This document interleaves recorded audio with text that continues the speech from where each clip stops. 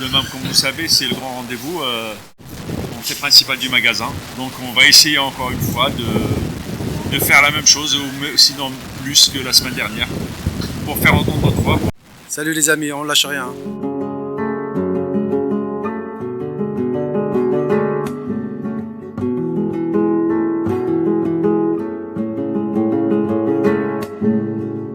On répond à une journée nationale donc, de tous les Auchan France. Donc c'est une grève qui est lancée suite au NAO, donc aux négociations annuelles obligatoires. Entre autres, nous avons demandé 6% d'augmentation des salaires.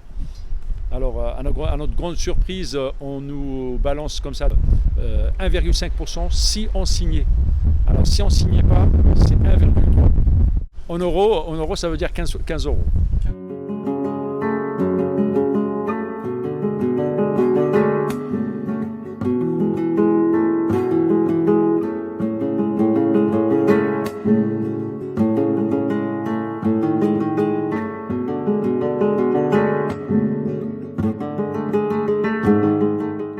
Si jamais on ouvre notre gueule, c'est 5 jours de mise à pied.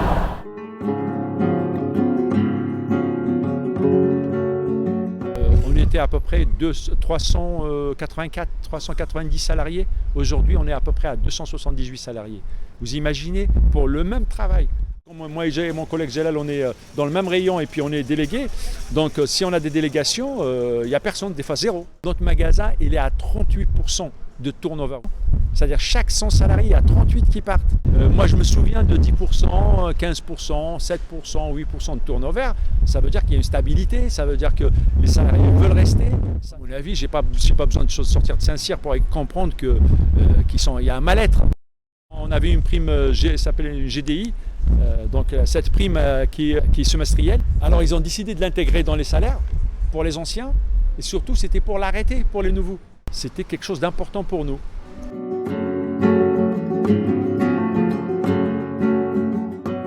De toute façon, le discours on fait exprès d'être malade ou alors les chômeurs sont des feignants, on le connaît, on sait d'où ça vient. Exactement. Certainement pas des travailleurs. Exactement. Justement, la famille Muliez, elle, est une des plus riches du monde en fait. Exactement.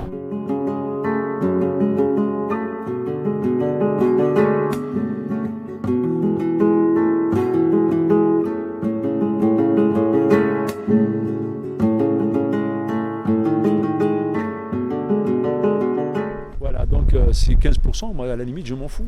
Je m'en fous.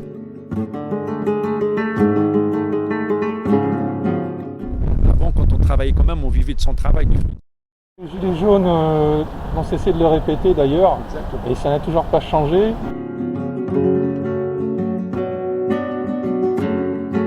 Les BlackRock rachètent toute la dette de la France. Ils sont en train de racheter de la dette de la France.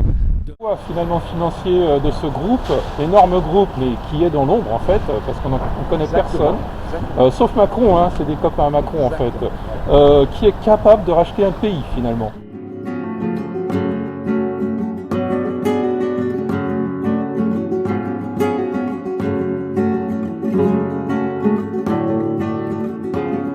Paupériser encore la société pour qu'ils viennent au secours après, voilà, donc c'est tout un schéma.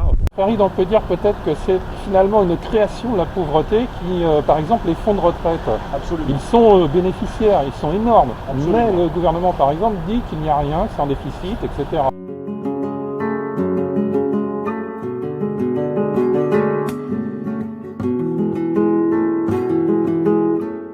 Aujourd'hui, bon, on s'est rendu compte qu'il faut relocaliser suite à des conflits internationaux et tout ça.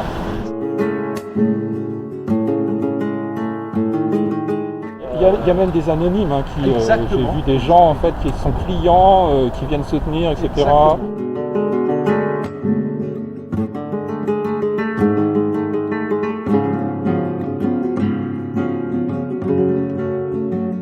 Exactement. Ils ont peur voilà, parce qu'ils savent parce que c'est les luttes, ils savent pas qu'ils nous ont lutter parce qu'ils sont plus jeunes, ou ceux qui sont passés déjà parce qu'ils ont perdu leur travail.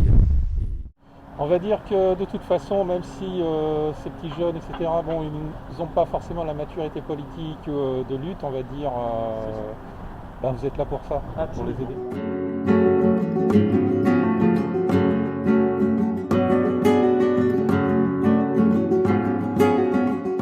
Et on recule et l'avance, voilà. va s'égrener tous les acquis que nos aïeux ont déjà conquis. Aujourd'hui, on est en train de les perdre un par un.